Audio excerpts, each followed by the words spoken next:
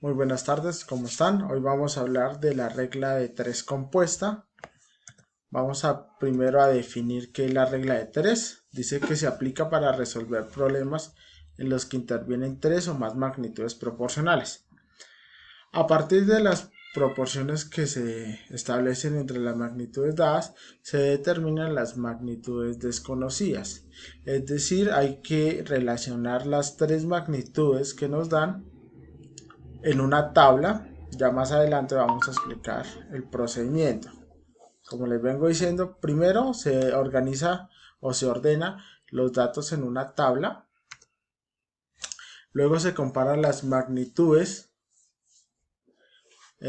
con respecto a la incógnita, es decir, ya organizadas las magnitudes, va a hacer falta una y esa la determinamos con la letra X.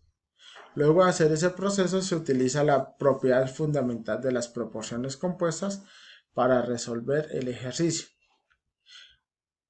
La propiedad fundamental de las proporciones es la siguiente. Tenemos la magnitud X, Y y Z, donde A, B, C, D, E y F son valores de esas magnitudes.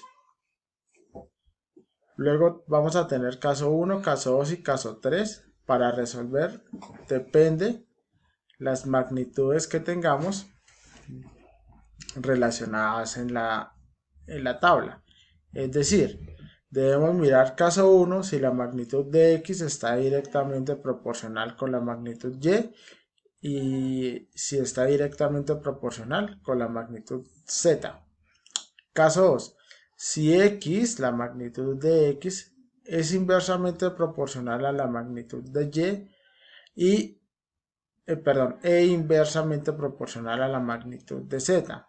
Y el caso 3 es cuando la magnitud de X es directamente proporcional a la magnitud de Y e inversamente proporcional a la magnitud de Z. Seleccionando el caso, selecciono cómo organizar los valores de esas magnitudes. Es decir, que en el caso 1, si es para nuestro ejercicio, tenemos que es A sobre B igual a C sobre D multiplicado por E sobre F. Y así voy relacionando las demás magnitudes. Selecciono el caso, veo la fórmula que tiene y la resuelvo. La resuelvo haciendo el mismo procedimiento que la propiedad fundamental de proporcionalidad. Vamos a ver un ejemplo. Dice que se necesita pintar una reja que tiene una extensión de 600 metros si se sabe que 8 obreros pintan 400 metros en 2 días. ¿Cuántos obreros se deben contratar para pintar la reja completa en 4 días? Organizando las magnitudes en la tabla tenemos lo siguiente: cantidad de obreros, metros pintados y tiempo en día. Lo podemos organizar de diferentes formas. Primero el tiempo, luego la cantidad de obreros y finalmente los metros pintados. Pero al final debemos encontrar la relación que hay entre las magnitudes, si es inversa o directa. Eso es lo importante acá, mirar esa relación.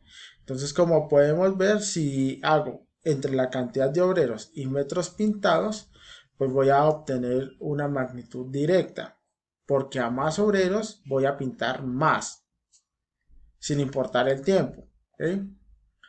Ahora voy a mirar de los obreros al tiempo. Si tengo más obreros, van a pintar en menos tiempo un determinado espacio, es decir, que es inversa. Voy a correr esto un poco para acá. Como es inversa, entonces vamos a utilizar el caso número 3, donde nos dice que de X a Y es directa y de X a Z, que es la última, es inversa. Utilizando el caso 3, tenemos lo siguiente. 8 sobre X va a ser igual a 400 sobre 600 multiplicado por 4 sobre 2. Estoy siguiendo, vuelvo y repito, el caso 3 de la propiedad fundamental de las proporciones. Finalmente, pues hago la multiplicación de fracciones, numerador con numerador y denominador con denominador. Luego aplicamos como si estuviéramos resolviendo la propiedad fundamental de las proporciones. Multiplicamos en x y el valor que me acompañe a mi variable x voy a pasarla a dividir. Es decir, que x es igual a 9600 sobre 1600. Finalmente hago la división y obtenemos el valor de 6. Entonces se necesitan 6 obreros para pintar 600 metros de reja en 4 días y esa es la solución y así termina este video. Más adelante nos encontramos para solucionar las dudas que tengan respecto al video. Quiero hacer una acotación, solamente deben copiar la propiedad fundamental de las proporciones en este video.